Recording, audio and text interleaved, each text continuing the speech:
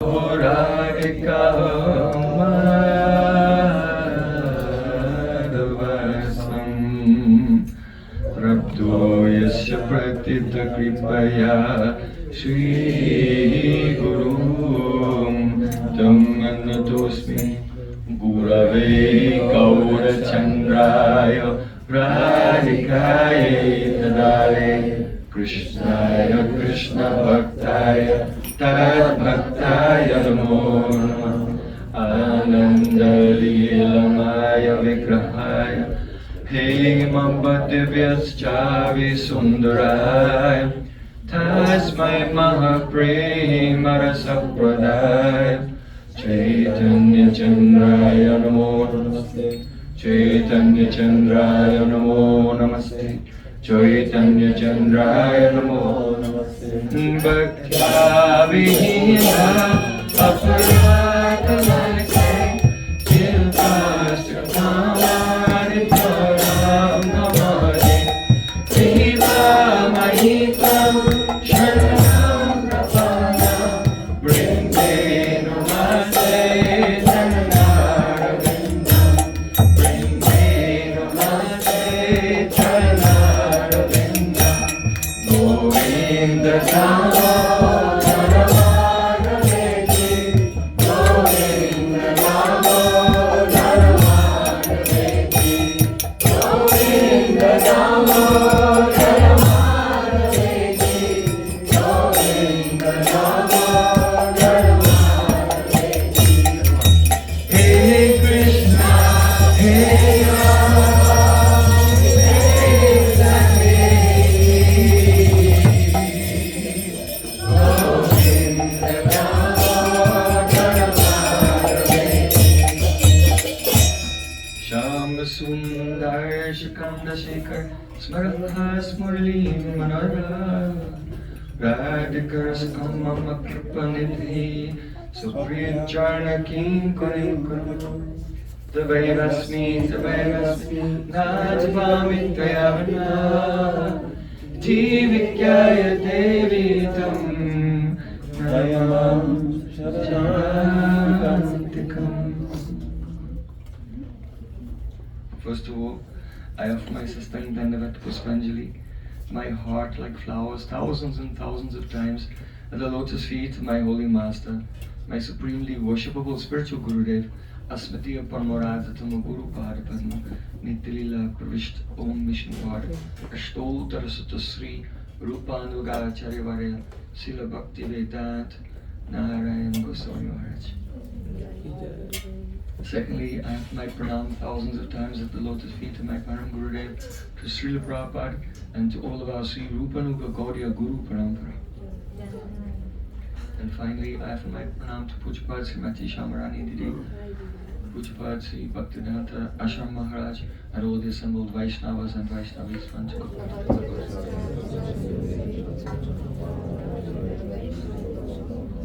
Shri Prem Prayojan Ki Jai.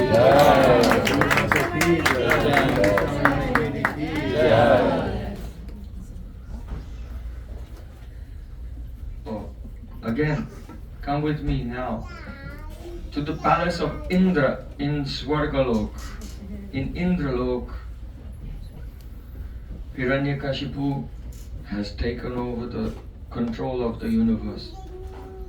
Even though the devatas have become his servants and even rishis are worshipping him. He is so powerful. But despite all of his power, he was not happy.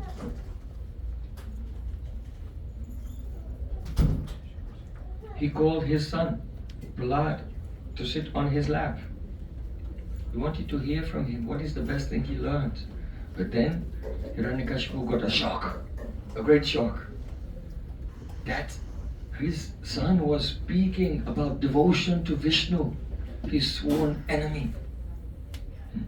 So he sent Prahlad away and told the teachers, you should protect him and make sure he does not have any association with Vaishnavas. Someone has polluted his mind. But we should know what type of devotee Prahlad Maharaj is. He is called Govinda Parirambita, embraced by Govinda. He was so absorbed in Krishna consciousness that just like an intoxicated person does not know how to interact with the external world or what is going on. He was like that. Srila Gurudev used to say that if someone is intoxicated, they don't know whether their shirt is on or their shirt is off. They may be lying in the streets completely drunk. They don't know whether they're wearing the shirt or not, whether the shirt is on or the shirt is off. So similarly, the Mahabhagavat, like Prahlad Maharaj, he doesn't know if his body is on or his body is off. Do you remember? So Prahlad Maharaj, sometimes he would be sitting and smiling, and tears were streaming from his eyes because Govinda Parirambita, he felt that Krishna was embracing him and his hairs were standing on end. Sometimes the vision of Krishna would disappear and he would start to cry, weeping bitterly. And then the next moment he would have a vision of Krishna in the distance. And he was coming and saying, "Oh, why did you become so upset? I was very nearby. Don't cry, I'm just coming. How do you think I can leave a devotee like you? I can never leave you." And hearing these words from the Supreme Lord, then suddenly he would stop crying and jump up and begin dancing. So from the perspective of outsiders, it seemed like he was mad. But actually, those who are in Maya, they are mad. And he was experiencing the Supreme Absolute Truth. This is the level of Prahlad Maharaj. Such a great Vaishnava. So when the teachers took him away, Shanda and Amarka, they said, "Oh Prahlad, blessings to you, good fortune to you. Please speak the truth. Don't lie to us. You're different from the other boys. Why are you different from the other boys in this demon school? In College of Demonology. Why are you different from them? And how did you become like this? Was it by the influence of someone else, or was it by your own activities?" So they asked these three questions. Why are you different? And what is the cause? If it were caused by someone else, they were thinking, if he tells us who it is, then we'll identify that person and we'll bring him in front of the king and have him beaten and punished. So Prahlad did not answer. So then they took some sweets out of their pocket. "Prahlad, I'll give you a sweet. Now just tell us the truth." Who was? I'm sorry to do that on a fasting day. Please forgive me. Tell us how you became different from the others. So then, Prahlad Maharaj, he said, "Paraswas chetya sadgraha." He is giving the definition of asadgraha.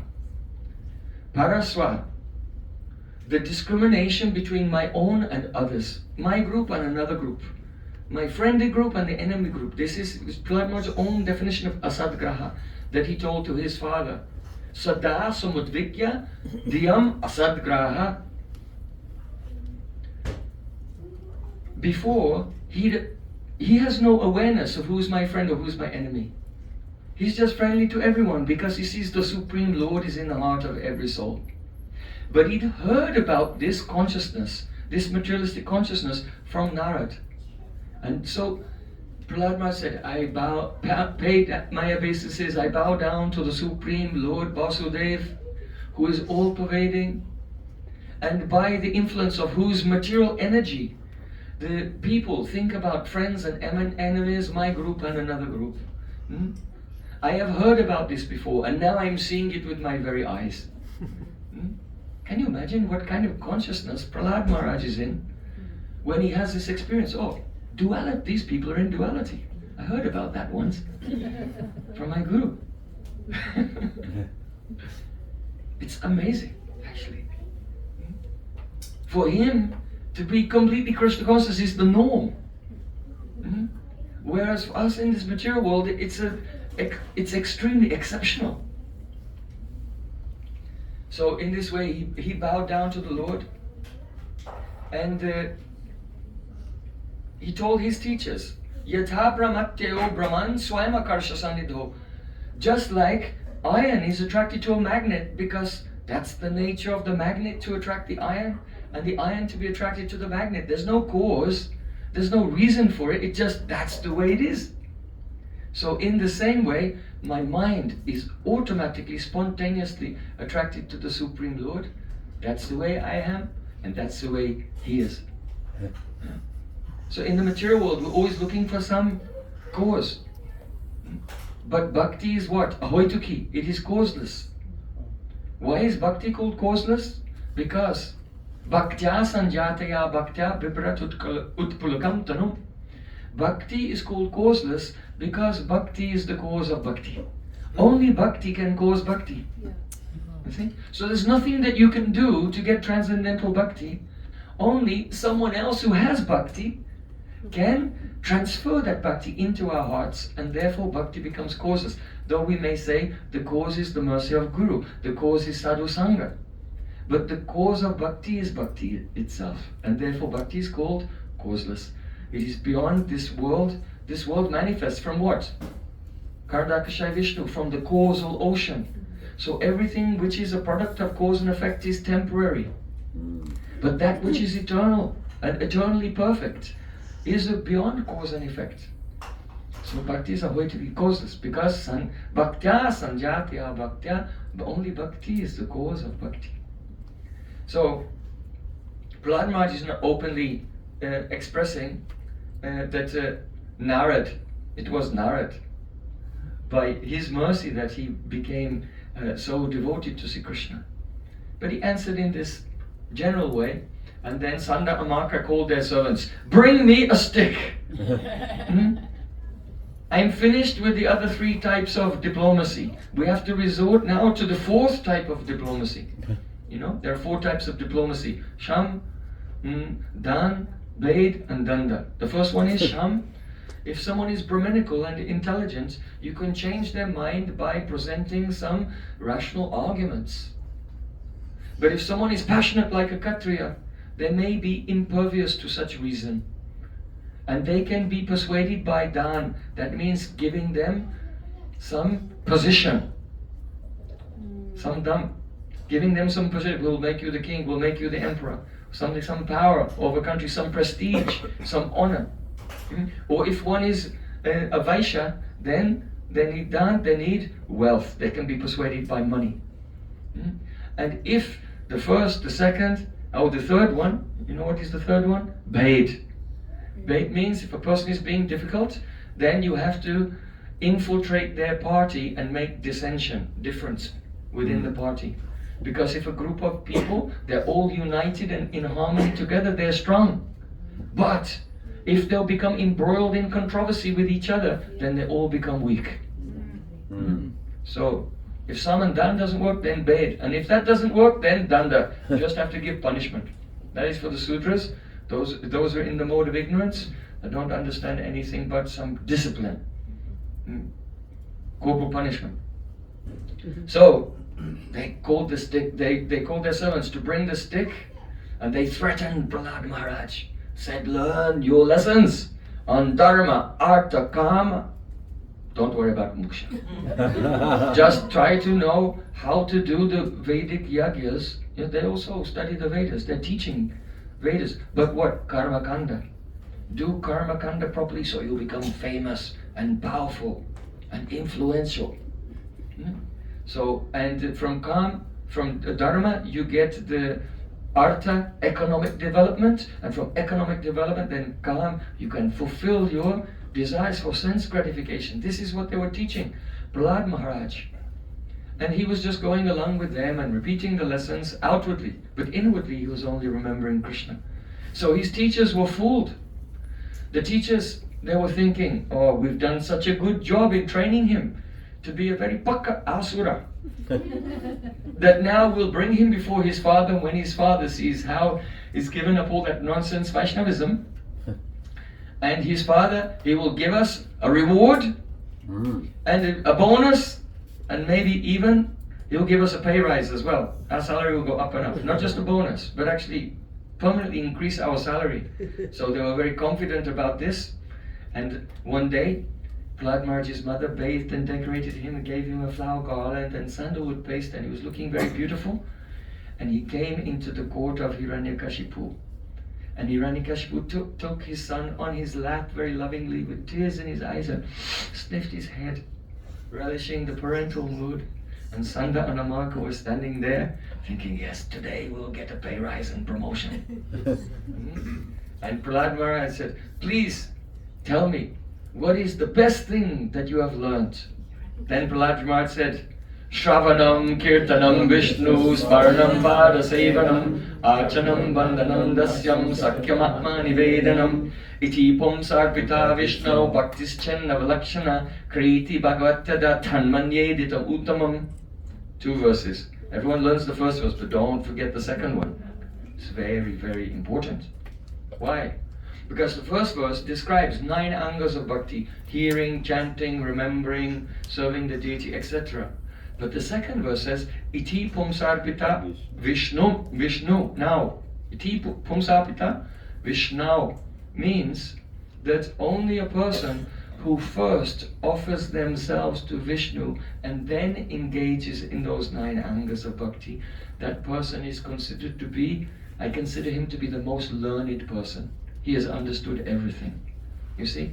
Because only engaging in hearing, chanting and remembering without actually surrendering fully one's whole life, it will not be bhakti.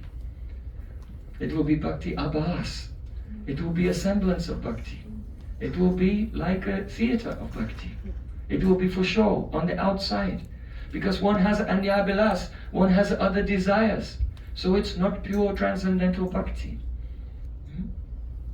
Just like if you want to come into the house, you have to go through the door. You cannot walk through the wall. It's not possible. You have to come to the door. So in the same way, if we want to enter into Bhajan Raja, into the kingdom of Bhajan, then we have to enter by the doorway. And the doorway is Sharanagati. Surrender. And then, so Iti Pumsarpita Vishnu. Bhaktischenna Valakshana, one who surrenders first and then engages in hearing, chanting, remembering, then that can be pure bhakti. And he is the most learned person. So when Hiranyakashipu heard this, he thought, oh, you foolish brahmanas! And he began to chastise Chanda and Amarka. You foolish brahmanas, now I understand that you are really my enemies in disguise. Now they were so disappointed. They came there thinking, I'm going to get a bonus on a pay rise and a promotion. But now I'm going to get killed. I'm going to be executed by the king. They were terrified. Hiranyakashipu said, just as a person who is sinful looks as if he's healthy, but in time disease manifests in his body. So in the same way, that person who's actually your enemy, pretending to be your friend, with time, their enmity comes out. And now I've discovered that you are my enemy. Now it has come out. So Chanda and Amarka, they begged forgiveness. They said, no, we did not teach him any of these things. He told us this is just his natural tendency, like iron and a magnet. So please give up your anger and don't find fault with us. We are innocent.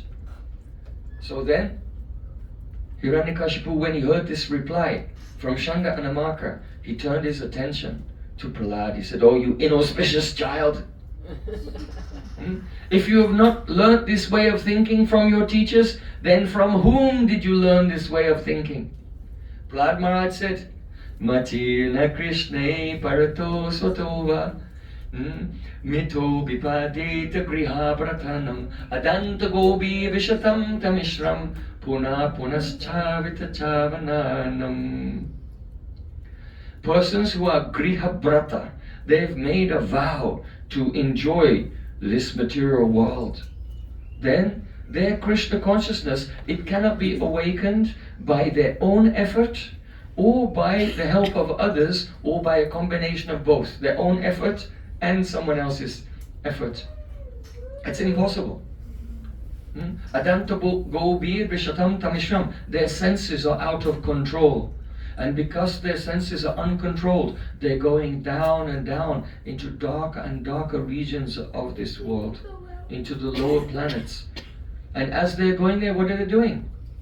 Punaha punas charvita chavananam. They are madly engaged in chewing the chewed. This is a very powerful analogy. They're engaged in chewing the chewed. There was a stray dog.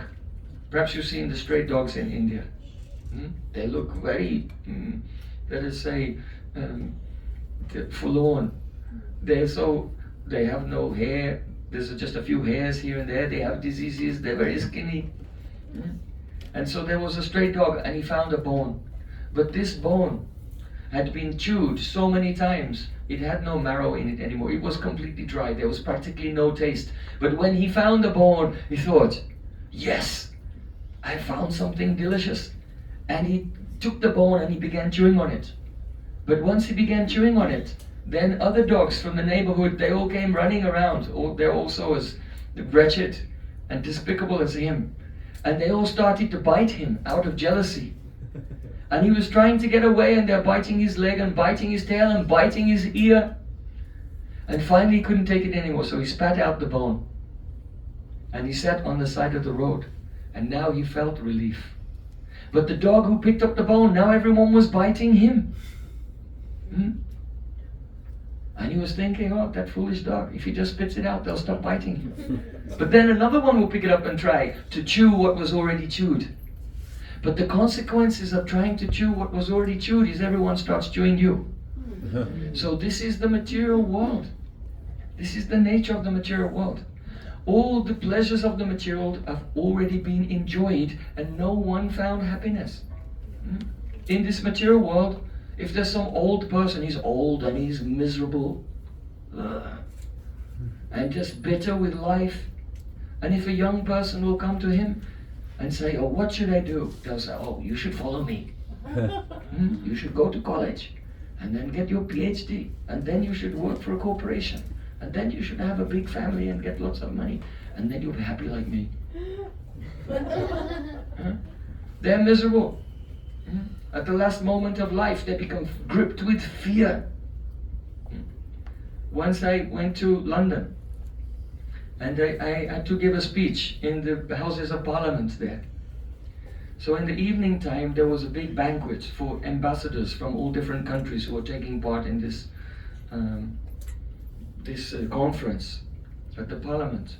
And so they put my name tag on the table. They were trying to put the ambassadors from all different countries, not with anyone from their own country, so they would all get to, know each other and make new contacts and so on. So I sat down at one table, and there was one old Asian gentleman sitting next to me. And he heard my speech earlier on in the day. I was saying how only economic policy, this cannot make the country successful or the people successful. Because the piety precedes prosperity. First become pious, then your nation can become successful. Without God, then it's not possible. The nations are only successful because of the piety of your ancestors. Now you're living on the fumes of your ancestors who were religious, but you have turned away from religion now, and you'll see your civilization will collapse. So this old Asian gentleman sitting next to me, he said, I heard so many speeches in this conference today, but only you told the truth. Only you said that without God you cannot be happy. I said, really? Please tell me something about yourself. He said, I experienced it. When I was young, I was at university, and I thought, when I graduate from university, then I'll be happy. And then I graduated, and I was happy for 2 days. And then I felt miserable again. I went back to my base level of mundane. Everything is kind of meh. So then I thought, when I go to get my PhD, then I'll be happy. So then I studied for more years. And when I got my doctorate, then I was so happy for 2 days. Then I thought, what is this? I want to be professor at Harvard University. So then I worked, and after some time, I became the professor of economics at the Harvard University. And I was so happy for 2 days. And then I became miserable again. So then after that, I thought, what can I do next? And then I became appointed as the director of the World Bank, bank of the whole world, the World Bank. And I was so happy for 2 days. And then I was miserable again. So he was from South Korea. And then he told me, with all the money that I made, my wife is a doctor, so I built a hospital for my wife. And it's the top in our whole country. This is the best hospital in the country, and my wife is in charge. And they have a ward there, and it's the ward for the patients who are terminally ill, those who are dying. And I go there and I visit them just when they're about to die. And I see that those persons, and only very wealthy and successful people can go there. Only the richest persons can afford to be in that hospital. He said, I go there, and when I meet someone who is about to die, and they are atheists, they don't believe in God. When their last days are coming, they're afraid. They're staring into space. And they don't know what will happen. And their minds become blank. And they cannot think anymore. And they're filled with regret. What did I do with my life? It's over. You know, when a person's about to die, no one thinks, alas, alas, I wish I'd spent more time in the office. No one ever felt like that. Everyone will think, I wish I spent more time at the temple with the devotees doing seva. Huh? So don't have any regrets. So he said, and they are so afraid and they become blank and they're filled with regret. He said, but when I go and I meet someone who's about to leave this world and they're very religious and they believe in God and they've tried to glorify and serve God in their life, then they're shining and they look very blissful and happily they go like this. So he said, you are the only person who spoke the truth today in this conference. So don't become allured by worldly success. Even the most successful persons, it never makes them happy. Happiness comes, Gurudev always used to say, without doing bhajan, no one can be happy without serving Krishna. So if you're a devotee, if you're wearing tilak and you're doing so many things, but you're not happy, what does it mean? As Gurudev used to say, there's some loop and hole. That means there's some loophole. You have a bucket and you're filling the bucket, but there's a hole in the bottom and everything is draining out. So we have to fix that. That means to give up worldly desires and attachments and surrender, engage in pure bhakti. Then one must be happy. The heart must feel joy. When Krishna, yasmin tushte, jagat tushtam. When Krishna is pleased with us, then we automatically become happy. It was a simple question Gurudev would often ask devotees. So, oh, are you happy? It seems like mundane, because when friends meet, they say, oh, how are you doing? But Gurudev's question is very deep. What he means is, are you feeling a divine happiness because Krishna and Guru are pleased with your life? So, Puna punaschavita chavananam. Don't follow the path of the materialists. They give recommendations. You should do this, you should do this, you should do this. But in the end, they're miserable. Srila Vishnu Thakur said, Puna punaschavita chavananam also means following the Vedic principles and performing yajnas so that you can go to heaven. And when you go to heaven, then what do? You can enjoy with Menaka and Urvashi and with the Apsaras there. So Vishnu Thakur said, Swargalok of Indra is like a brothel. There are Apsaras there, and people are doing pious activities, and they're going there, and they're enjoying with the Apsaras, and then when their party runs out, they fall down, then another person goes. Right? Heaven is like a brothel. So, and these Apsaras, they've been enjoyed by thousands of persons before you. And then they all fell down and came back to this world. So, Puna punaschavita chavananam. Chewing the chewed, it will never give true happiness. So then, Hiranyakashipu, when he heard this from Prahlad Maharaj, he thought, what is he saying? He's saying we're foolish, that we are chewing the chewed. Do you think that your teachers who are very learned in the Shastra, who are the sons of the great Shukracharya, In Bhagavad Gita, Krishna says, among the logicians, I am Shukracharya. He's a great logician. He's like a vibhuti of the Lord. The learned sons of Shukracharya. Do you think that you are more learned than them? You know that if the service of Vishnu were the goal of life mentioned in the Vedas, do you think they've read all the Vedas? They would understand that this is the goal of life. So they don't think that service to Vishnu is the goal of life. So you must have misunderstood the Vedas. They know Sanskrit. They've studied the Vedas. They know. So this cannot be the goal of life. So then Prahlad Maharaj said, Na te vidu swatagatim hi Vishnum durasha ye bahi atamanina andaya tandaru paniyamanas te bisha tantram urudam nibadha. He said, Durasha ye bahi atamanina. Those persons who are durashai, in the core of their heart they have material desires and worldly ambitions. They give the value to external things. Bahir artha manina. Manina, that means they think that external things have artha. They are our objectives, but they are not. So such persons who have desires in their heart, na te vidu su artha gatim hi Vishnum. They don't understand that our self-interest is the service of the Supreme Lord. Here the word is swarta. Generally, when the word swarta is used in Sanskrit or Hindi or Bangla, it means selfishness.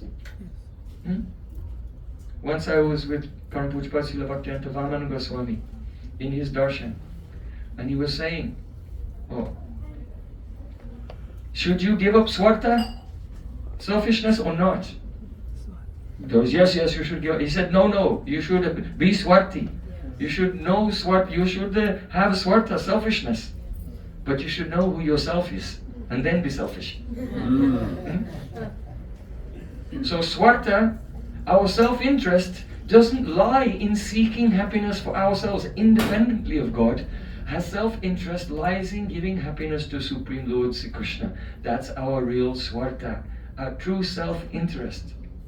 But what happens, those who don't know this, then andaya tandair upaniyamanas, just as the blind lead the blind, and they all fall into the ditch. So similarly, those who don't know about bhakti, they are bound up by big titles. Don't you know who I am? I am Chaturvedi. I am Bhattacharya. I am a Bandopadhyay. They have very big titles, the scholars in India. And they're attracted to the Vedic rituals, and being bound up by these designations, they are like blind persons leading the blind. Andaya tandaya upaniyamanas. Just like once, there was one blind man, and his name was the Kamal Nayan. His mother, he was blind, but his mother gave him the name Kamal Nayan, means lotus eyes. And he heard the sound of a stick. He said, who's there? Who's there? So then another person said, it's me, Divya Chakshu. Divya Chakshu was another blind man. Oh, Divya Chakshu, I'm Kamal Nayan. Where are you going? Oh, I'm going to a very wonderful place. Come with me. Yes, I'll join you. So then Divya Chakshu was tapping his stick, and Kamal Nayan was holding onto his cloth and following behind him. Suddenly, hearing them coming, another voice said, oh, who's there? Who's there? Kamal Nayan and Divya Chakshu, they said, oh, we are Kamal Nayan and Divya Chakshu. Who are you? Then another blind man said, I am Sarvadarshi. That's Sarvadarshi. Means one who can see everything. Why don't you come with us? The Divya Chakshu is leading the way. Yes, of course. And then he held on to the cloth of Kamal Nayan, who was holding on to the cloth of Divya Chakshu, and they were tapping, and they were going along. After some time, they heard a sound. Ah! Kamal Nayan said, hey, Divya Chakshu, are you okay? Are you alright? He was lying at the bottom of a ditch. He said, yes, I'm fine. I'm fine. And then Kamal Nayan, he also fell in the ditch. Ah! Hey, Kamal Nayan, are you alright? Yes, very fine.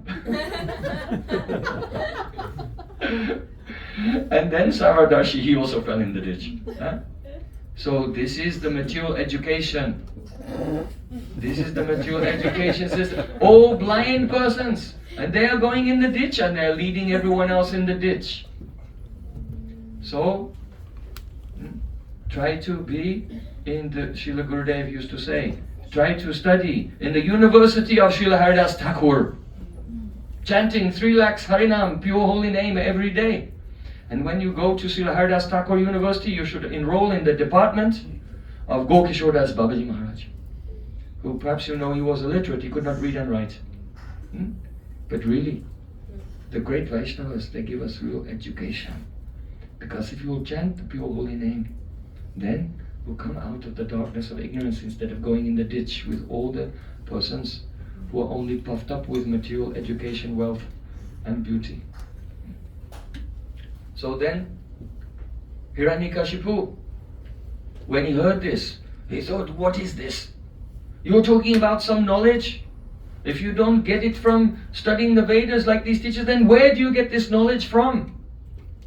Prahlad Maharaj said, Nṛsiṃhateva kramangrim sprasyatanata pagamaya data mahiyasham padarajobhishekam nishkinchananam navrinita yavat. Unless and until one takes a complete abhishek, like now we're going to have abhishek for Lord Nṛsiṃhadeva very soon. He said, until you have an abhishek, you completely take a bath, you shower in the foot dust of pure devotees. Then the anarthas in the heart, they will not disappear. The ignorance, the attachments, the worldly desires, the impressions from past lives that keep us under the control of karma, it will simply not go away. It will never go away, whatever you do. Mahat kripa bina kon karma bhakti nai. Krishna bhakti duri rahe sangsar nahikshay. Without the mercy of Mahat, Mahiyashan Padarajobhishekam, without the mercy of great souls, then nothing we do can be bhakti. It will be karma actually. And we cannot even become loosened from the bondage of material existence without their blessings. So what does it mean to take a shower in foot dust? It doesn't mean if you pure devotee is walking then and you go and dig up the dust there, put it in a bag, collect it from each footprint, and then you go and you fit it into one system and then you pull and the dust, and you take shower in the dust. This is not the meaning. This is poetry, this is kavya. It's poetry. It's a metaphor. What is it a metaphor? To take bath in the dust of the feet of the pure Vaishnav means to become immersed in their achar and their vichar. 2 things. How they live their life, try to follow in their footsteps. And what are their internal conceptions, their vichara, the current of their divine ideas. Also become immersed in that completely. So to take bath in the foot dust of the pure devotees means to be immersed in their achar and their vichar. Gora ami, Mukhe bolile nahi chale, Gora achar, Gora vichar, laile pali fali. In the Prem Vivarta, Jagannatha Pandit says, many persons say, oh, I belong to Gauranga, I belong to Gauranga. They say it by their mouths, but they don't follow actually. Only when Gora achar, Gora vichar, laile pali fali, the fruit will come of being Gaudiya. When we fully accept Gora achar, Mahaprabhu's life, his behavior, and also his deep conceptions, his philosophy. So Nishkinchananam navrinit yavat. So by using the word Nishkinchananam means of those who have no worldly wealth. He is disqualifying Sanda, Amaka and Shuka Acharya. Yes, they study the Vedas, but they don't understand the Vedas because they're not Nishkinchan. Unless one is Nishkinchan, unless one has no wealth in this world, but Gaurangera duti pada Sehi mora sampada. The lotus feet of Gauranga are my only wealth. Sirupa manjari pada Sehi mora sampada. The lotus feet of Rupa Manjari are my only wealth. Not worldly things. If wealth comes, very good. Use it in Krishna service, but don't think it's ours. So when a person is Nishkinchan, Like Yudhishthira Maharaj, actually he is the emperor of the whole world, but he has no ego that anything belongs to me. He only did the Rajasuya Yagya to become the emperor of the world for preaching. Gurudev used to say that Yudhishthira Maharaj was thinking to himself, oh, we see that very often the devotees of Krishna, they're all broke.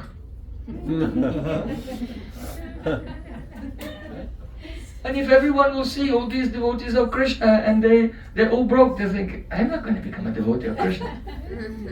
I don't know, and I'll worship Durga or Ganesh, right? And become wealthy, like the worshippers of Durga. So he thought, let me become the emperor of the world and I'll worship Krishna in front of everyone. And then the common people think, this worship of Krishna is quite good.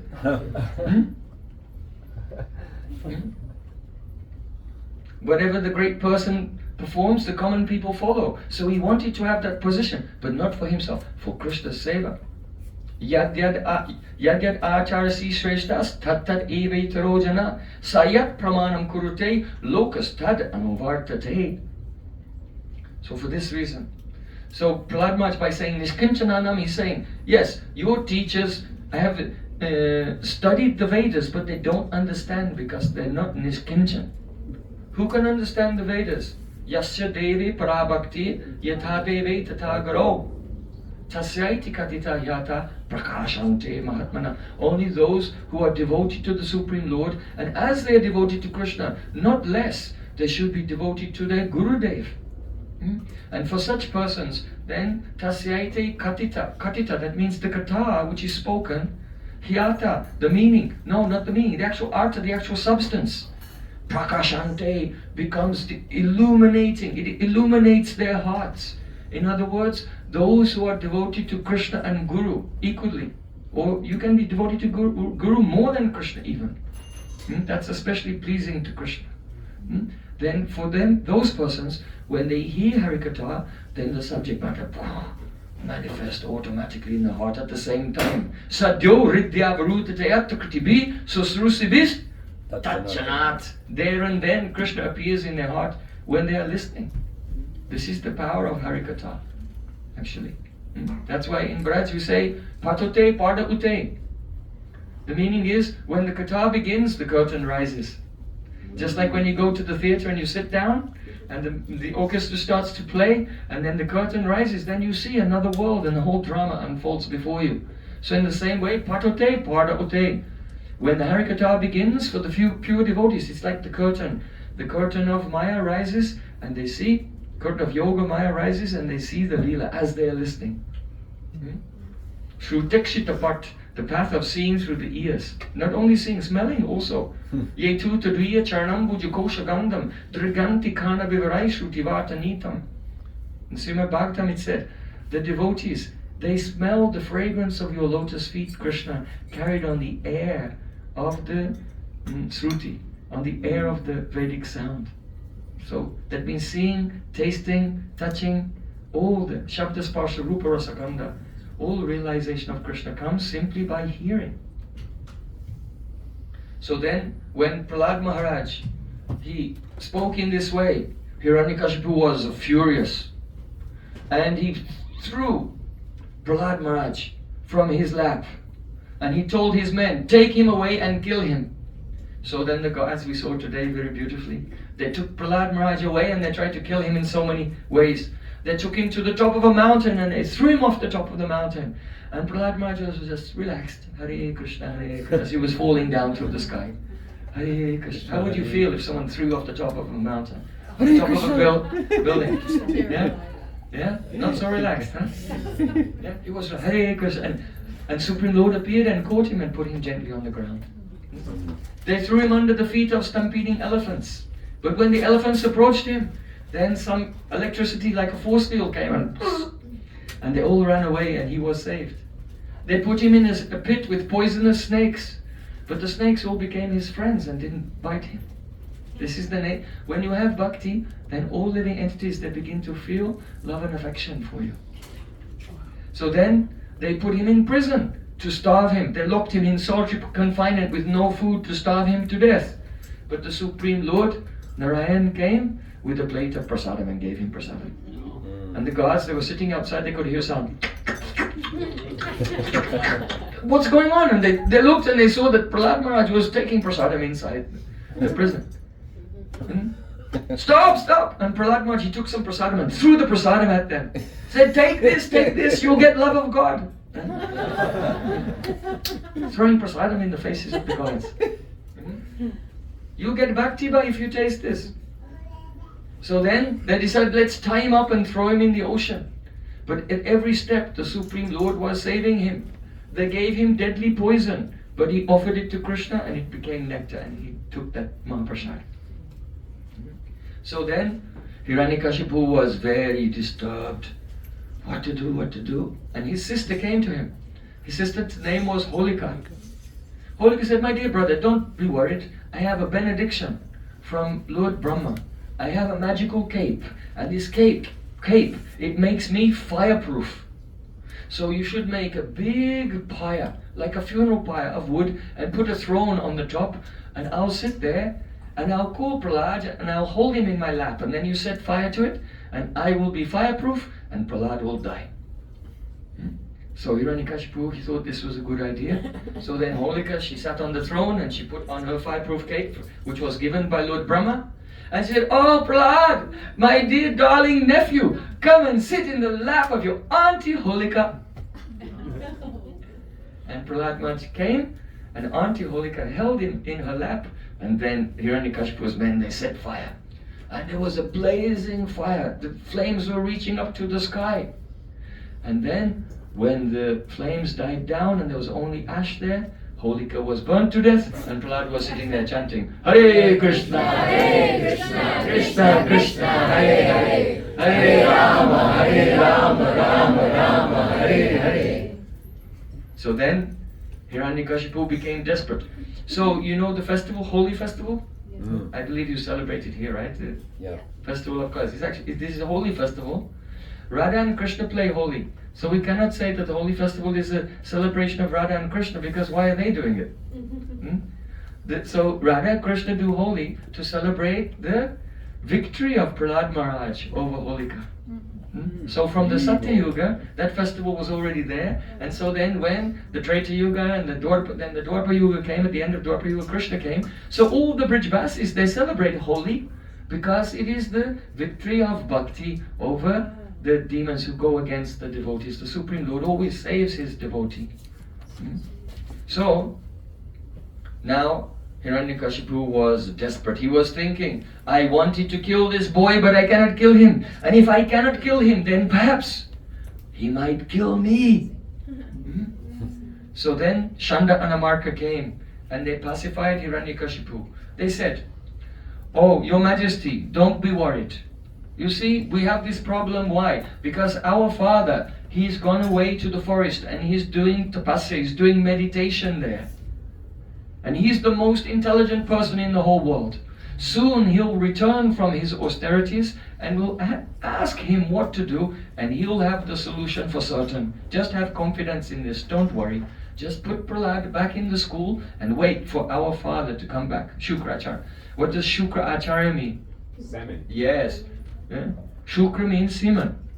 That means he's the Acharya in the seminal parampara, family line. So at the time of Bhaktisiddhanta Thakur, though the teaching of Chaitanya Mahaprabhu is transcendental, and the parampara is composed of the transmission of Divya Gyan, transcendental knowledge, but the time of Bhaktisiddhanta Thakur, it had become such that only those who were born in the line of one of the associates of Nityananda Prabhu or Dvaita Acharya or Gadadhar Pandit, only those born in the family line could have the name Prabhupada and be Acharyas, and everyone else had to be Das Anudas. And so a materialistic conception based on the body had become prominent, and that is the philosophy of Shukra Acharya, that you become Acharya. If such they call Jat Gosai, that means the Goswami bunks, lines.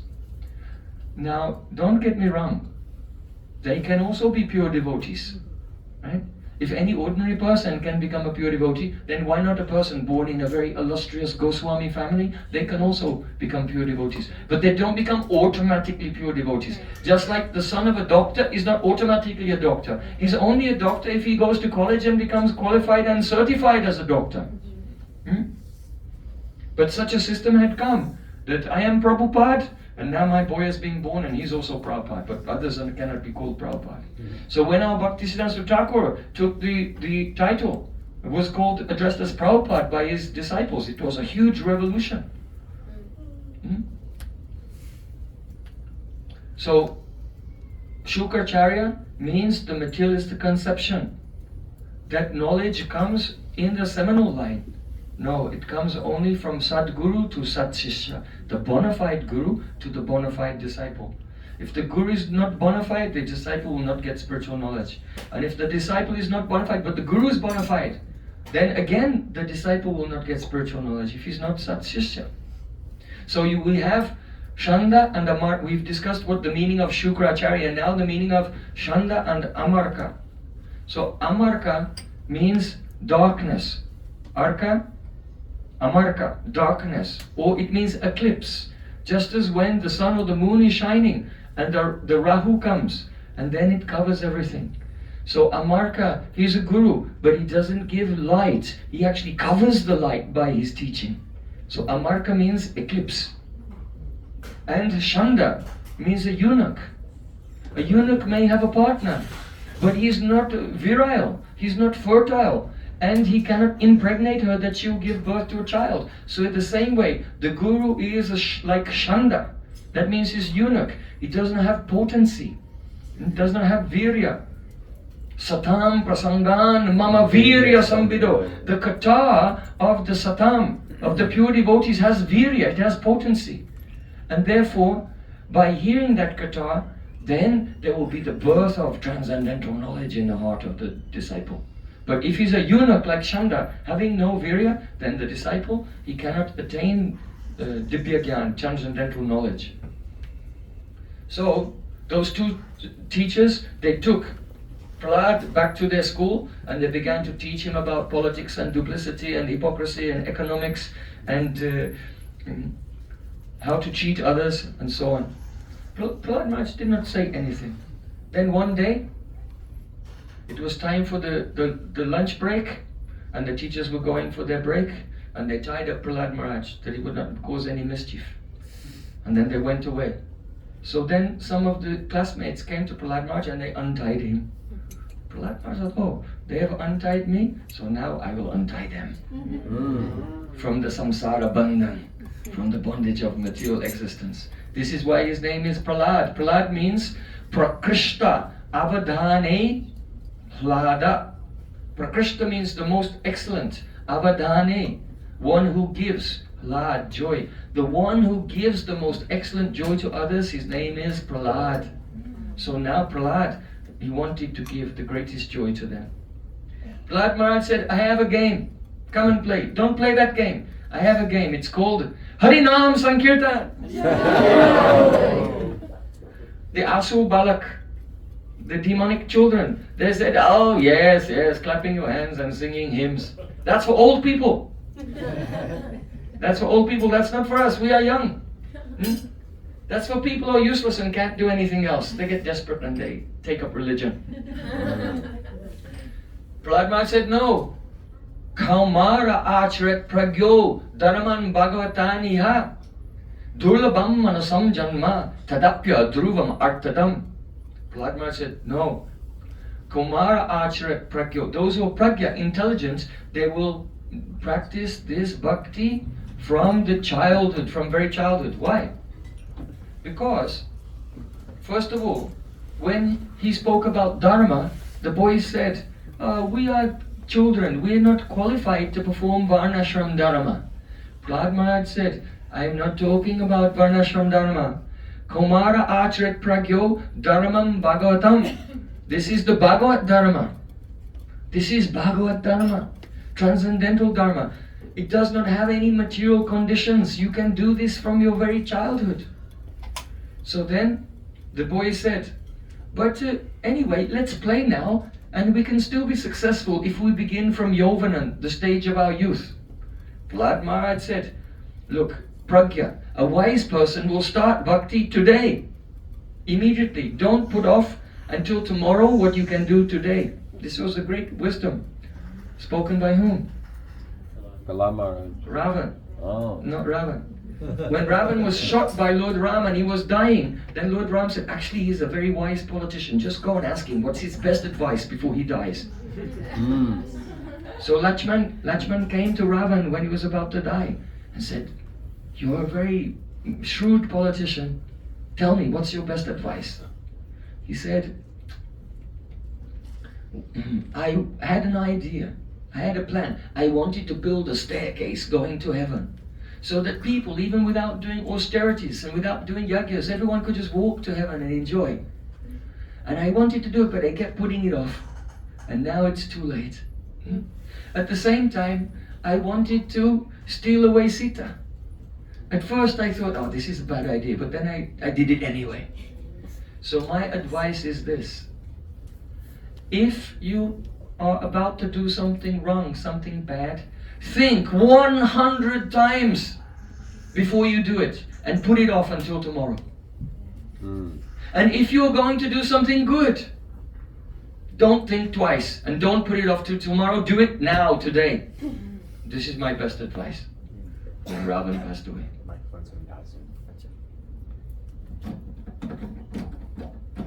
Even the microphone is teaching us. Yeah, everyone has to die. Now the microphone is dying. Sorry. And now some Kumar batteries have gone inside. No. The Kumar batteries are doing seva right from the beginning of their life. So Prahlad Maharaj, he said, don't delay. You should take up this practice at once. So then the boy said, but if you die, what's the problem? Because we can do bhakti in the next life, because the soul never dies. So then Prahlad Maharaj said here, Durlabham manasam janma. The human form of life is very rare. There's no guarantee if you waste this life that you get another one in your next life. And so don't count on that. So then the boys asked him, well, tell us, can this bhakti be perfected in a short time? Prahlad Maharaj said, yes, tadapya dhruvam. Even though life is very flickering and short, artadam, tadapya dhruvam artadam. This bhakti is artadam. It gives you the result. It can give very quickly, just like Katvanga Maharaj. When he discovered he only had a few minutes left to live, he surrendered and he became perfect. In only one danda. In 12 minutes he became perfect. So then Prahlad Maharaj instructed them, you can practice bhakti in the bhav of your choice. You can serve in this mood or that mood, but don't engage in karma. Because the people of this world, when they engage in karma, they're like a silkworm. The silkworm spins around and the silk goes around and it makes a cocoon. And then they become trapped and they can't get out of that. So in the same way, the person who surrounds himself, my house is so nice, I have a very nice settee and very nice ornaments on the wall, and my dog and my cat and my horse, and they become attached to all my shoes. Their mind is attached to even the smallest things. And so they become like a silkworm trapped in the cocoon of their own making. And they cannot get out, they cannot think of the Supreme Lord at all. So the boy said, how do we practice this bhakti? And Prahlad Maharaj said,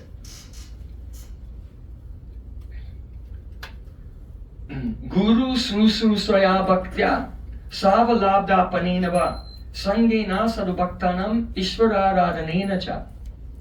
The meaning is that one should take shelter of Guru and listen. Susrusaya. Susrusra means listen and serve according to what you have heard.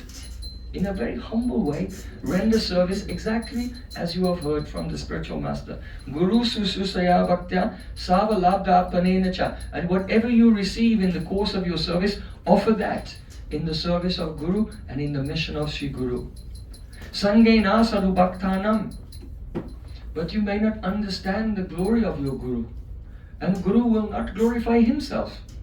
So be in the association of pure devotees, sadhus. And by hearing from them, one can understand the greatness of Sri Guru.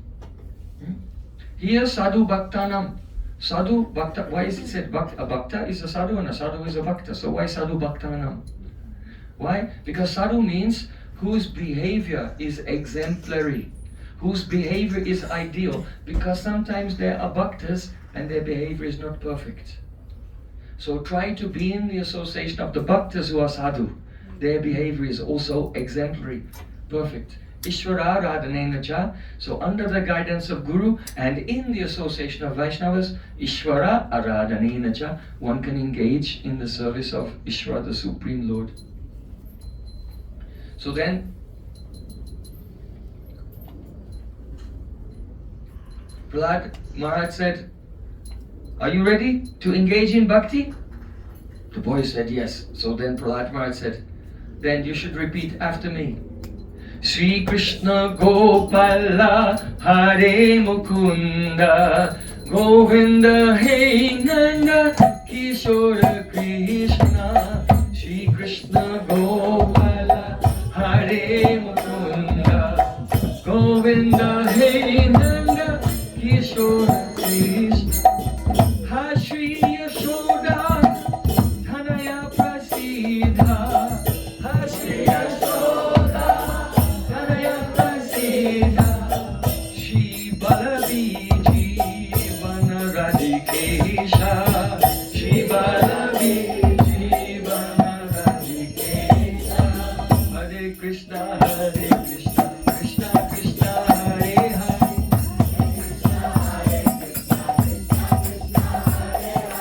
Hare Rama, Hare Rama, Rama Rama, Hare Hare.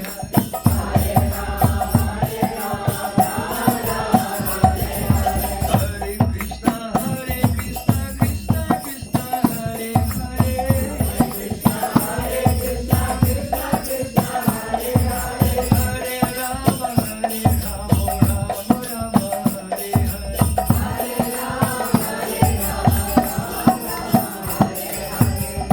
Oh, Shukracharya come back now and saw everyone, all the children, not only one was spoiled, now they've all become spoiled.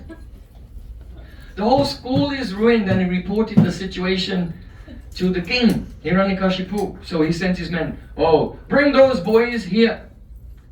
So then the men came and they brought Prahlad Maharaj and all the boys, and when they came to the door of the palace, the boys said to Prahlad, we're afraid, we don't want to go in and face your father. Prahlad Maharaj said, you don't worry, you just wait there.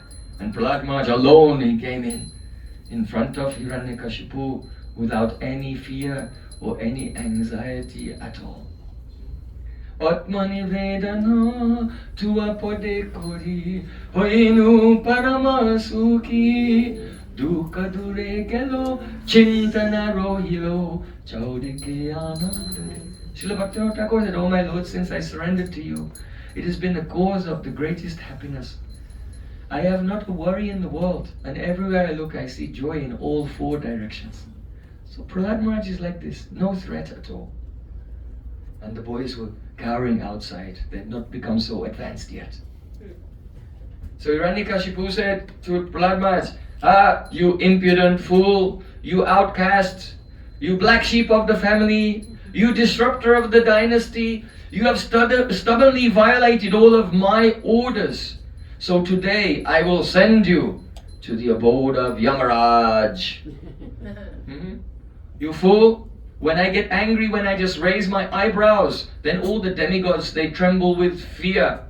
By whose strength do you violate my order? Prahlad Maharaj said, my strength, your strength, everyone's strength comes from the same source, the Supreme Lord Sri Vishnu. Oh, give up your demonic nature. Give up this seeing friends and enemies, insiders and outsiders, and try to see the Supreme Lord everywhere, in everyone. Only by this you will become happy. Hiranyakashipu said, Yes, it's clear that you are eager to die because what you are speaking is madness. And that's the symptom. A person who is about to die speaks incoherently. That's why you're speaking like this. Oh Prahlad, you always describe some controller who is greater than me. But where is this controller? Why is not present before me now? Is he in this pillar? Then Prahlad Maharaj looked towards the pillar and he had a spurti, Lord Nṛsiṃhadeva winked at him. And Prahlad Maharaj said, yes, he's there. Hiranyakashipu said, oh, well, let's see him save you now when I sever your head from your body. So here, this is an iconic moment. Why? Because Prahlad looked at the pillar and he saw Lord Nṛsiṃhadeva. And Hiranyakashipu looked at the pillar and saw the pillar. He didn't see anything else. Why? This highlights Drig Drishya Vichar. Drig means the seer, and Drishya means the seen. So Prabhupada Bhaktisiddhanta Thakur, just before he was leaving this world, he wanted to dictate his own autobiography. So he called one of his scribes, one of his top scholars, Sundarananda Vidvinod, and he came and sat down and he took pen and paper. And then Srila Prabhupada, he was about to speak, and then he began to cry. Prabhupada said, the entire tenor of my preaching in this world, the entire mood of my mission can be expressed in one aphorism, Drig Drishya Vichar. And deliberate on who is the seer and who is the seen. And though I spoke this, who understood it? Very few persons have understood it, and he was crying. So don't make our Prabhupada cry. Try to understand Drig Drishya Vichar. The meaning is this, that we as souls, we can see our mind, and our mind can see our eye, and our eye can see the world. What is lower than us, we can see. We are Drik, the seer, and the lower things are Drishya, seen by us. But in relation to the transcendental world, we cannot see at all. The Supreme Lord is Drik, the Lord is the seer, and we are Drishya, we are seen by Him. So if you close your eyes and try to see Krishna in your mind, then you're thinking that He is in the category of Drishya, seen. But no, He is Drik, and you are in the category of Drishya. So this foolishness, this miscategorization of transcendence, it has to be given up completely. That's why Srila Prabhupada used to say, don't try to see Krishna. Try to serve in such a way that Krishna will want to see you. Understand? This is why when we bow down to the deity, we don't bow down facing Krishna. Because then we'll have the ego, I came to see Krishna. We bow down with the left side to Krishna. So Krishna can see all of us giving Dandavat Pranam. Krishna is the seer. Shubha dristi karo Prabhu Jagater prati Jagu karitaye mora Sumangala rati. Param Gurudev, understanding the heart of Srila Bhaktisiddhanta Thakur, he wrote this song. He said, oh my Lord, now you are waking up. You glance upon me with your auspicious glance. So though we cannot see the Lord by anything, there's nothing we can do to see Him. But if the Lord will mercifully glance upon us, then from His eyes comes Samvit and Hladini into our heart, and Jaguka Hridaya Mora, it wakes up Rati, our love. Just as when the sun is set, if you go outside with a searchlight searching the sky, you cannot find the sun. Because the sun is only seen by the power of the sun. So when the sun rises and then the sun's own light touches us, then we can see the sun. So in the same way, there's no way to see or realize God at all with our senses. He's aprakrita and our senses are prakrita. And even though our soul is transcendental, but it's not of such high quality. It is the tatastha, it is not of the Swarup Shakti. And therefore there's nothing we can do. But when the Supreme Lord will cast His merciful glance, Kada karisyasi hamam kripa katakshabhajam. Or when Srimati Radhika will cast her merciful glance, then in that glance the Swarup Shakti will come. And that is the light by which the Supreme Lord Swarup can be realized, Swarup Shakti. Yeah? Like this. So this is why, because Prahlad Maharaj wasn't trying to see Bhagavan, he was trying to please him. And so the Supreme Lord was glancing at him, and therefore by his mercy he could see him. But Hiranyakashipu was trying to see him by his own power, Aroha Panta, the ascending process. We do not walk the ascending process. Karma, Jnana, Yoga, Tapasya, they're all Aroha Panta. Bhakti is Avaroha Panta. It depends on the descent of grace. So because Prahlad Maharaj was completely surrendered and the grace came to him, he could see Lord Nṛsiṃhadeva in the pillar, but Hiranyakashipu could not see anything. This is such an iconic, essential moment of the Leela. So, just then, Hiranyakashipu said, well, if he's there, then let me see him save you when I sever your head from your body. And Hiranyakashipu, he had a sword in his hand, but with his fist he punched the pillar, and then he turned his back on the pillar and began to approach Prahlad with an upraised sword. And he was just about to strike, when what happened?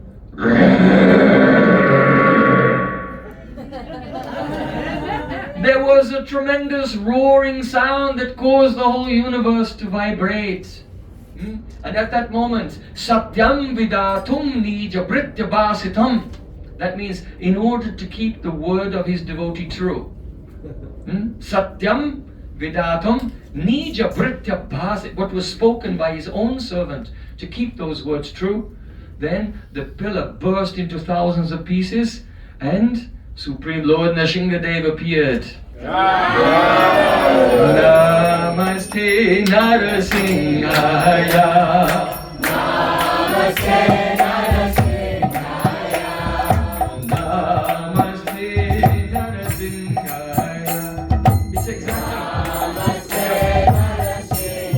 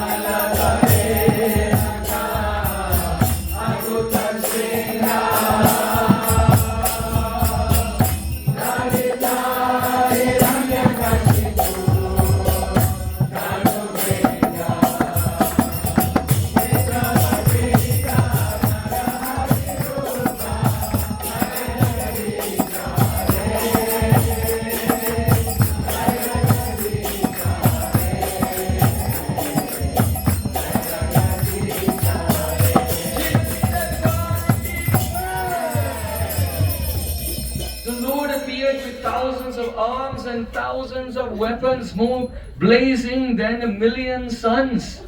And when Hiranyakashipu saw him, he thought, what can he do to me? I am immortal, I have so many benedictions. And just as a mosquito flies into a fire, Hiranyakashipu flew into the blazing form of Lord Nṛsiṃhadeva to fight with him. Sometimes, just as Garuda plays with the snake, catches him and sometimes releases him, and catches him and releases him. Sometimes, because Lord Nṛsiṃhadeva was relishing Vira Rasa, the rasa of a good fight, he would sometimes catch Hiranyakashipu and sometimes let him go. When he let him go, Hiranyakashipu thought, oh, I wrestled myself free. I got out of that hold. And when he was caught by the Lord Nṛsiṃhadeva, all the demigods in the sky, they were chanting Jai, Jai. But when he escaped, they were chanting Hi, Hi. And they were so worried. And they were begging, quickly kill him, quickly kill him.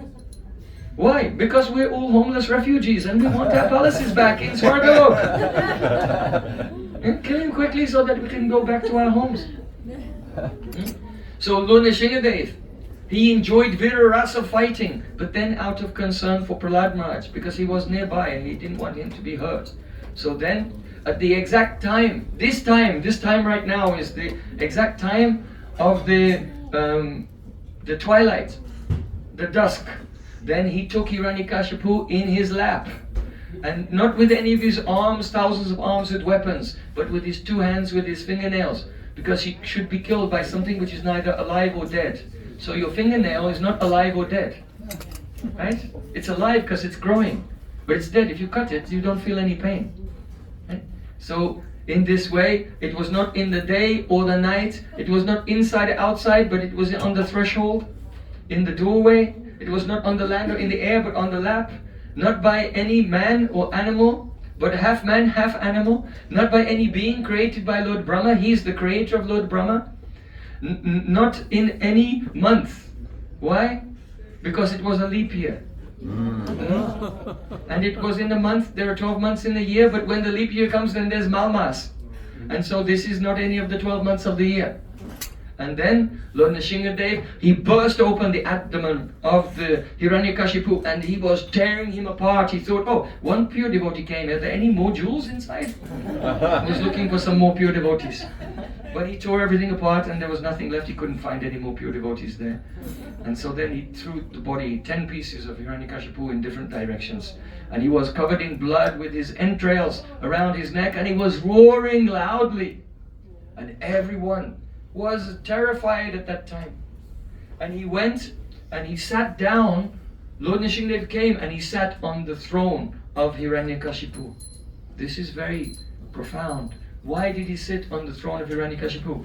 Actually, all the sages and rishis came, the brahmanas. They had purified an asana and offered an asana to him, but he did not sit down there. This asana, it was not offered and even it was used.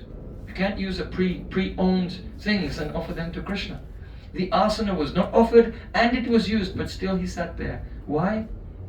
Because in the vision of Lord Nṛsiṃhadeva, Hiranyakashipu is his devotee Jai. He never lost that vision. So because his devotee loves him, even though the asana was not offered and even though it was used by the devotee, out of love for his devotee Jai, who had come from Vaikuntha and was playing the role of the Hiranyakashipu, Lord Nṛsiṃhadeva, he sat down on his devotee's throne out of love to show the great fortune of his devotee. So then all the demigods were terrified. Lord Shiva said to Lord Brahma, "Oh Brahmaji, you are the son of the Supreme Lord. Please go and pacify the Lord with prayers." Lord Brahma said, "Oh Mahadev, you go and pacify the Lord with prayers. Why don't you go and pacify him?" So then Lord Brahma and Shiva, they agreed. Well, let's ask his wife Lakshmi Devi. So they sent a messenger to Lakshmi Devi. "Oh Lakshmi Devi, please come and pacify your husband." So then Lakshmi Devi, she went to her boudoir and she put on very nice cosmetics and everything and decorated herself beautifully with the earrings and nose ring, very beautifully, and with the veil just slightly covering her face, very coyly. She came into the assembly and pulling her veil, she looked romantically towards her husband, and Lord Nṛsiṃhadeva said, "Rah!" And Lakshmi Devi screamed and ran away. Huh? Oh, I've never seen my husband in such an angry mood before. And she quickly ran away. So actually, she has seen Lord Nṛsiṃhadeva, because in every day of Lord Brahma, then Lord Nṛsiṃhadeva comes, so she's seen him. But not only that, but Lord Nṛsiṃhadeva's form is there in Vaikuntha. But for the sake of this pastime, Yoga Maya had covered her so that she could experience Adbhut Ras, the rasa of astonishment.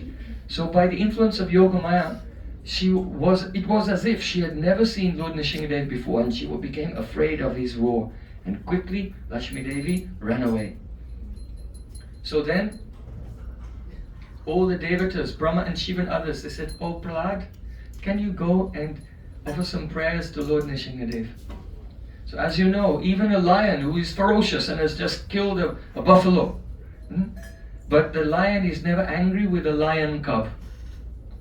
So Prahlad, just like a lion cub, he went skipping along and he gave pranam to Lord Nṛsiṃhadeva, and Lord Nṛsiṃhadeva picked him up and took Prahlad in his lap and was embracing him, and he was licking the face of Prahlad. This is called the Pashu Sneha Lila. Pashu Sneha, animal affection Lila. Because if an animal loves you, then they lick your face. So Lord Nṛsiṃhadeva, he has the Pashu Sneha Lila now, and he was licking the face of Prahlad Maharaj with so much affection. So then Prahlad Maharaj, he said, "Oh my Lord, I am not a poet like Lord Brahma or like Brihaspati. I cannot offer learned prayers, but I know that you are Bhava Grahi Janardhan. You only accept the mood of the devotee. And this is also problematic for me, because why? I have taken birth as an Ugra Jati, in a demonic family. So I know that Gajendra the elephant, he was in an elephant body even, and when he prayed to you, you accepted his prayers. So even though I am not learned like Brahma and Brihaspati, and even though I have a low birth, but because you accepted the prayers of Gajendra, then I know you will accept my prayers." And he began to pray to Lord Nṛsiṃhadeva. He said, "Oh, if a person has all 12 Brahmanical qualifications, but he's not a devotee, then I consider a Chandala, a person born in a family of dog eaters who is your devotee, to be superior to that Brahmin." Why? Because that person born in the family of the Chandalas, he can liberate himself and all of his family members. But that Brahmin, or to speak of liberating family, even he cannot liberate himself, because he is not your devotee. Prahlad Maharaj said, "Naivat mana Praborayam nijalabha purno manam janada vidusha karano brinite yad jano bhagavate vidadita manam tats chatmane pratimukasya yata mukasri." This verse is so beautiful. So beautiful. You know that sometimes people have a bad mood that, why should I serve God? Why does God want me to serve him? What's the point? God is like a big fascist in the sky, controlling everyone and saying, you have to serve me. But this is wrong. Naivatmana prapur ayam nijalabha purno. Prahlad Maharaj said, the Supreme Lord is Purna, he's complete, he's self-satisfied. He does not need anyone's service. The Supreme Lord is self-satisfied, he has everything, he doesn't need anyone's service. So when the scriptures tell us, oh, you should serve me, manmana bhavamat bhakto madhyaji mam namaskru mame vaisasi satyante pratijani prayosve. When Krishna said, become my devotee and serve me, it's not for his benefit, it's for our benefit. Manam janad avidusha karano brinite. Foolish persons, they don't understand that when we give respect to the Supreme Lord and we serve him, we benefit from this. It is exactly like if there's a mirror and you decorate your face, you'll see that the reflection in the mirror also becomes beautified. So in this example, the Supreme Lord is like the face, and our soul is like the reflection. When we serve, when we glorify, when we decorate Krishna, then we become more beautiful. Actually, the benefit comes to us.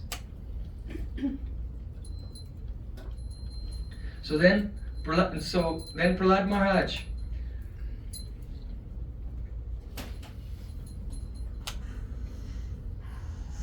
he said, I think that you have appeared, my Lord, you have appeared to keep true the word of your devotee.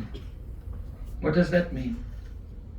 When Prahlad was in the womb of his mother, then his mother begged Narad, oh Narad, please bless me that my son will not be killed by the demons. And Narad Muni gave that blessing.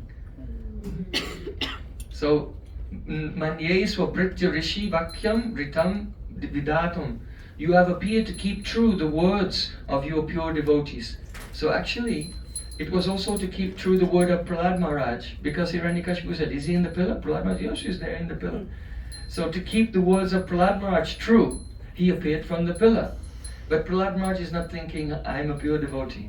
So he's thinking, you appear to keep true the words of Lord Brahma, who gave so many benedictions, and to keep true the words of Narad Muni, who gave a benediction to Kayadu, his mother, when Prahlad Maharaj was in the womb of his mother and hearing from Narad. Where was that? Where did that take place? Narad Kund at Giriraj Govardhan. Narad took his mother to his ashram, and his ashram is on the bank of Narad Kund at Giriraj Govardhan. That's where Prahlad Maharaj heard the beautiful Katar Sri Krishna. Very special. Do you go there every year? Yeah? No? Come to Braj Mandal Parikrama. Please, come to the Chaitanya Academy Braj Mandal Parikrama. And we'll take you there to that place where Narad instructed Prahlad Maharaj. Where he instructed Dhruva Maharaj also. So, then,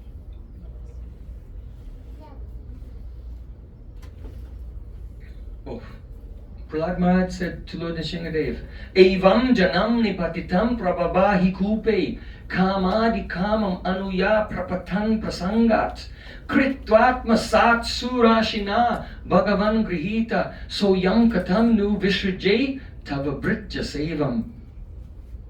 I think this is the most heart-touching of all the prayers of Prahlad Maharaj. Evam janam nipatitam. The common people, they have fallen into a pit of poisonous snakes, which is this material world, like a pit of poisonous snakes. Due to kama and following their desires one after another. Anuya prapatam prasangat. And myself, by associating with those materialistic persons, I also fell into that pit of poisonous snakes of this material world. That was my condition. But what happened? Kritvatma sat. Surashina, Sura Arshi, Sura Rishi. That means Deva Rishi, Devarshi. Devarshi, Narad. But Narad Muni, Kritvatma sat. He made me Atmasat. Kabhi no kripa labya ejan kritat hoibe nata Shakti buddhihin amiyati din koramore atmasat. Atmasat, this word is very important. Oh Gurudev, make me Atmasat. That means that when Gurudev feels, this jiva, you are mine, become one with me, then we become Atmasat with Sri Guru. That means we feel, I am not independent from Guru. My activities are dependent on Guru. My whole life is dependent on Guru. I am not separate from Guru. My heart is one with the heart of Guru. My senses and everything belong to Guru, and only acting in the service of Guru. That is called Atmasat. So we cannot by our own power become Atmasat. Only we can surrender in our fallen condition. So here, Prahlad Maharaj says, though I was fallen, Narad Muni came to me, and he saw me and took mercy upon me, and he declared, let this jiva be mine. Kritatmasat. Let this jiva be mine. So when we serve Gurudev, and Gurudev in his heart is, let this jiva be mine, then it's called Kritatmasat. He makes us one, not independent from him. But the disciple becomes an extension of the body of Guru. Priya Sarupe, Daita Sarupe, Prema Sarupe, Sahaja Virupe, Nijana Rupe, Prabhareka Rupe, Tatana Rupe, Swavilasa Rupe. Who is Rupa Goswami? Prabhu Ekarupe is one with the form of Mahaprabhu.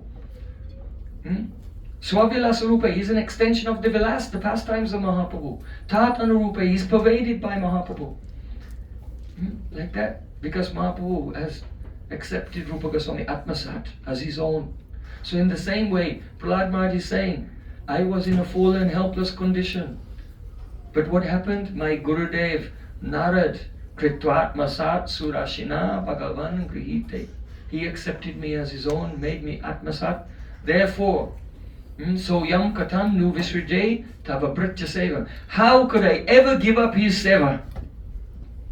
Lord Nṛsiṃhadeva wants to give benedictions, but Prahlad Maharaj is not interested in any benedictions. He's like, what can I can't do anything else. I am so indebted to my Gurudev. How could I ever give up his seva? Impossible. I could never give up this. This is the most touching verse of all the prayers of Prahlad Maharaj. Yes. Vasanti is just asking about, does it matter that the bathing happened exactly at the same time, at the right time? Because it's No. The bathing can go on even while we're speaking, or we'll just complete in a few minutes and we can have kirtan while the bathing is going on. Yeah. So, the exact time just passed. That was the time when he killed Hiranyakashipu. But now all the prayers are going on, and when the prayers are finished, then we can have the bathing. So, there are many, many prayers. Just in your own time, read them, study them. They're so beautiful. I'm just picking out one or two of the jewels. So Prahlad Maharaj said, Ittang ritiri agrishideva jasavatare lokan vibhavayasi hansi jagat pratipam dharmam mahapurusha pasi yuganubrittam channakalo samababast triyugota sattvam. Oh my Lord, you appear among the human beings. You appear among the animals, like Varahadev. You appear among the rishis, like Parisharam. You appear among the devas. And in so many avatars you appear in this world. But, Channak Kalo, in the age of Kali, at that time you're hidden. And therefore your name is Triyuga. Because in Kali Yuga you also appear, but it is a hidden avatar. And here Prahlad Maharaj is glorifying How amazing Prahlad Maharaj, in the Satya Yuga, he is glorifying Gauranga Mahaprabhu, who did not appear until, or very much later, in the Kali Yuga. So, Chaitanya Mahaprabhu is an eternal reality. Don't think this is some of the very minority Bengali sect. Chaitanya Mahaprabhu himself is supreme absolute truth, non-different from Krishna, even superior to Lord Nṛsiṃhadeva. Lord Nṛsiṃhadeva is one of the Paravastu Rups, one of the highest manifestations of the Supreme Lord. But Gauranga Mahaprabhu is Swayam Rup, Sri Krishna himself, original form. So Prahlad Maharaj, he glorifies Gauranga Mahaprabhu here. So then, very important. Prayena Deva Munioso Vimukti Kama. Prahlad Maharaj said, there are many sages and rishis, and they go to the forest. They like to be alone, and they do bhajan alone. Maunam charanti, in silence. Vijane, in a secluded place. Na parata nishta, they don't have nishta in benefiting others. There are many sages. They're thinking, I have to do my sadhana, I have to do my sadhana. But they're not thinking that it's worthwhile to help other persons. But Prahlad Maharaj says, no, na parata nishta, they don't have faith in that helping others is actually also a part of our service and very pleasing to the Supreme Lord. But Prahlad Maharaj said, Naitan vihaya kripanan vimamuksha eko. I am not like those types. I don't want to be liberated alone. I don't want to give up. Even they are kripana. They are wretched and miserly persons of this world. But actually, my Lord, they're all souls and they're part and parcel of you. And so you'll be very happy when they become your devotees. So I don't want to be liberated alone. I want to help them also because they have no other shelter except for your lotus feet. If the pure devotees like Prahlad and Narad will not extend their help to others, then what will happen? There's no hope at all. Here it's very important. Naitan vihaya Etan means, this is tat, etat. That means that and this.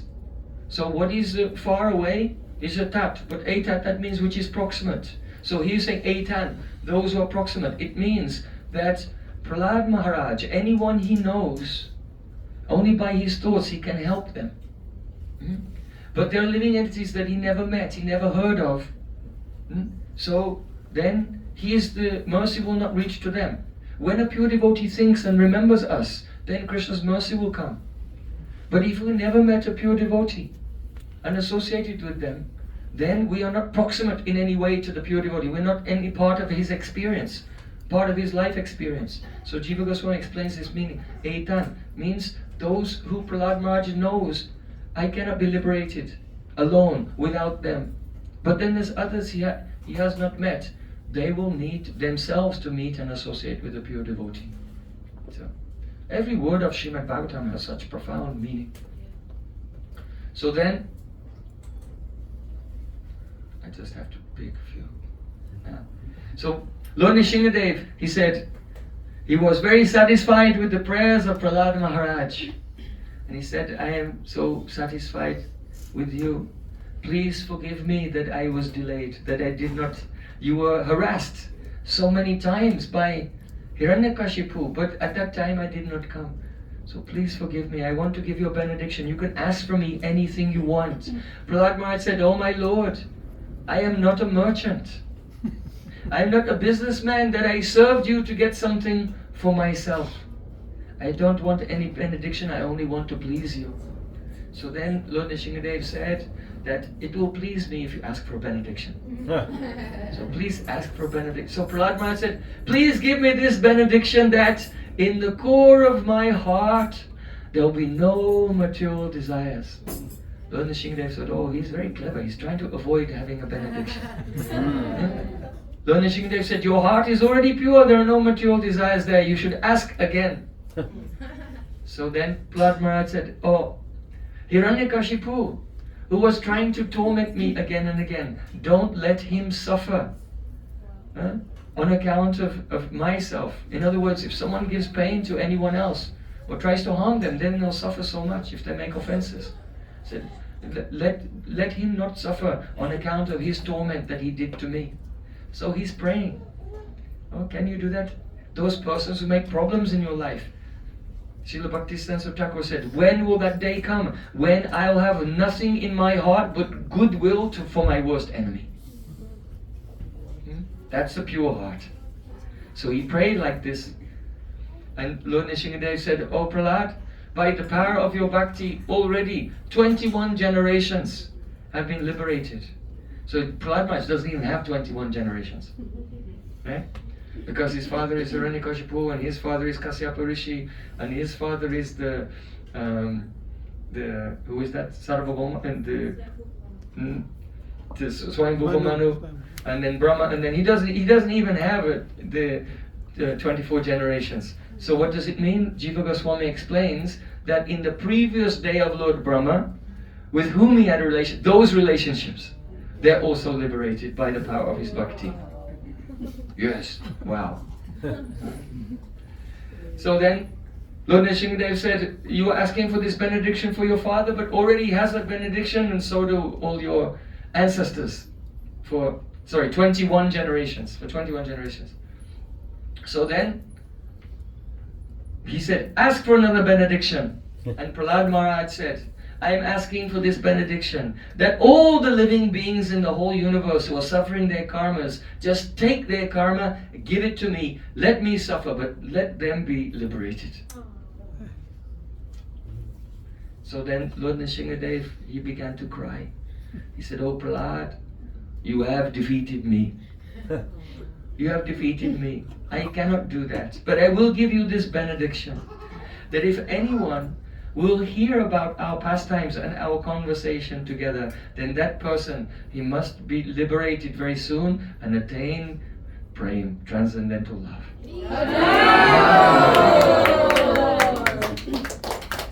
So then all the devatas began to sing and shower flowers on Lord Nṛsiṃhadeva and Prahlad Maharaj. Jai! Jai Nṛsiṃha, Jai Nṛsiṃha. And then Lord Brahma, now Lord Nṛsiṃhadeva was pacified, then Lord Brahma, he plucked up the courage to go and offer a prayer. This prayer is very beautiful. Lord Brahma said, I offer my pranam to the master of unlimited potencies and astonishing prowess, whose actions are inconceivable in his creation, maintenance and destruction of all the universes. Only I bow down to you. So what is the inner feeling of Lord Brahma? This is very important. Now, the way that we see the whole pastime, try to see it through the eyes of our Adi Guru, Lord Brahma.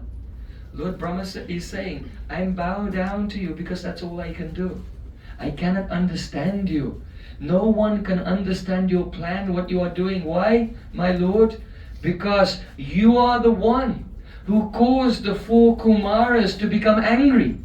The Atmaram Rishis, they would never be angry being stopped at the gates. You made the 4 Kumaras angry, and you made them curse Jayan Vijay. You are the one who made Jayan Vijay fall and become Hiranyaksha and Hiranyakashipu. You are the one who empowered and inspired me to give blessings to Hiranyakashipu.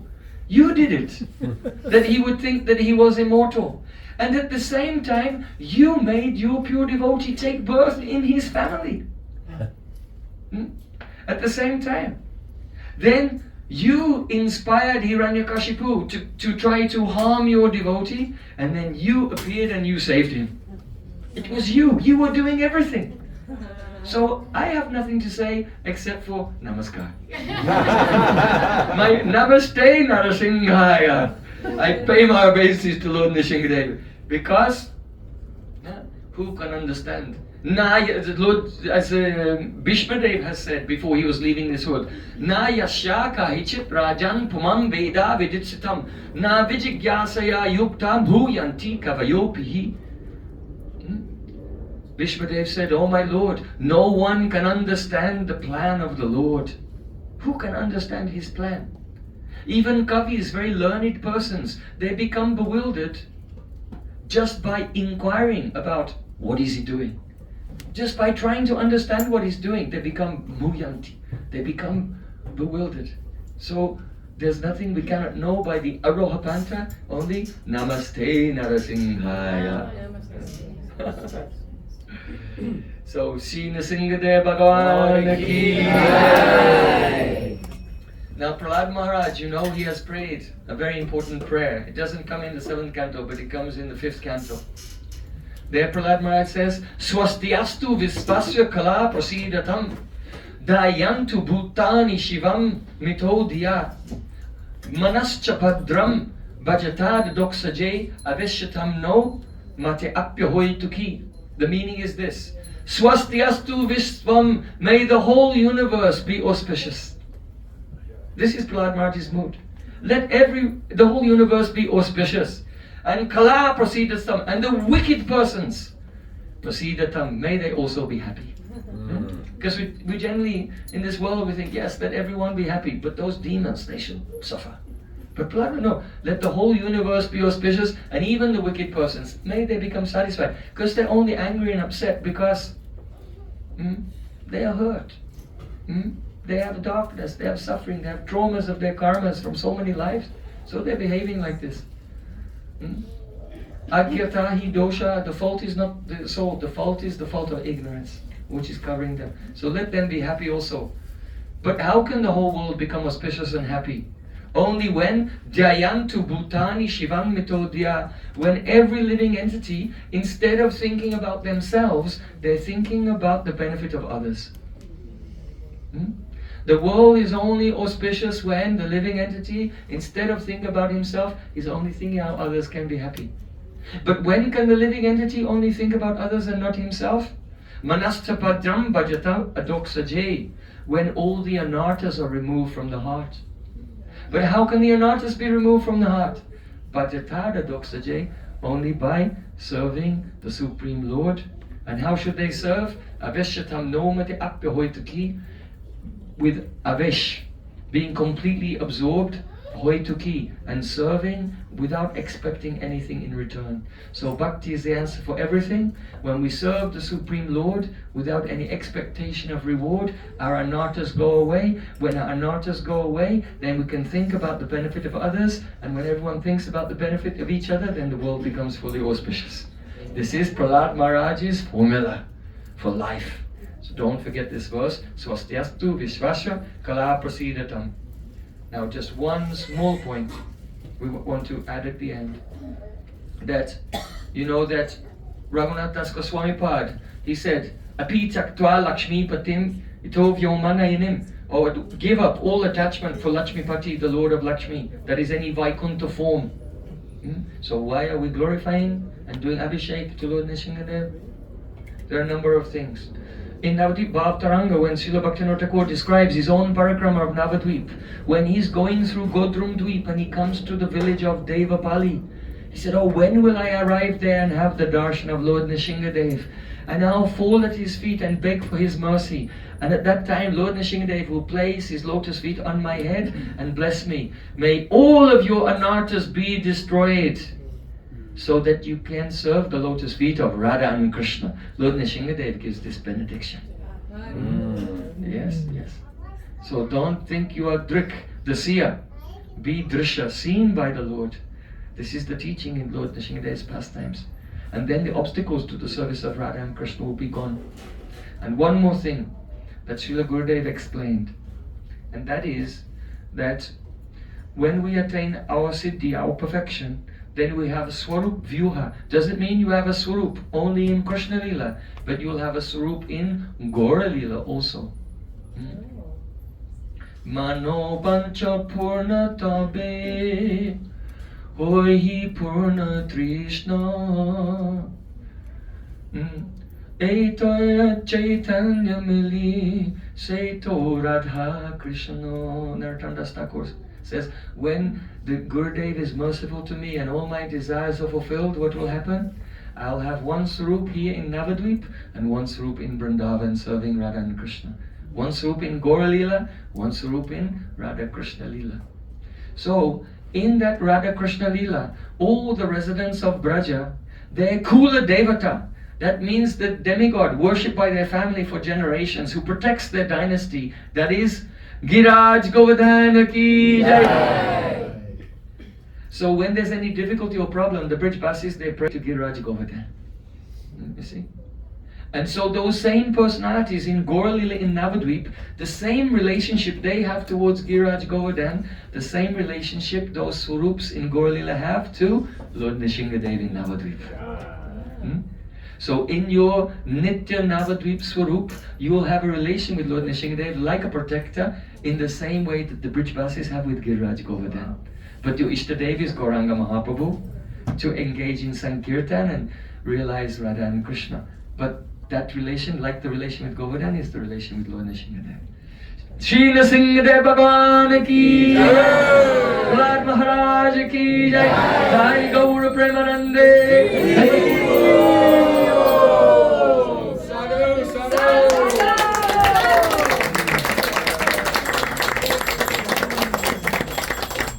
So now we'll have the